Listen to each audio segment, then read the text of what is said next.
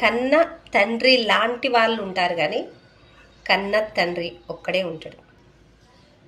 అవునండి, కన్న తండ్రి లాంటి మనస్తత్వం కలవాళ్ళు, మన తండ్రి లాంటి బుద్ధి కలవాళ్ళు, మనసు కలవాళ్ళు, మన తండ్రి లాంటి ప్రవర్తన కలవాళ్ళు ఉంటారు. కానీ మన తండ్రి ఒక్కడే, మనకు తండ్రి ఒక్కడే.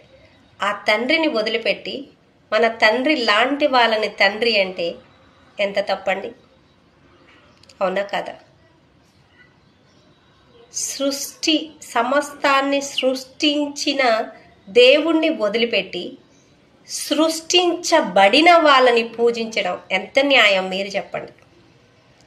సృష్టించిన సృష్టికర్తను వదిలిపెట్టి సృష్టించబడిన వారిని పూజించడం ఎంత న్యాయమో తప్పో మీరే చెప్పండి.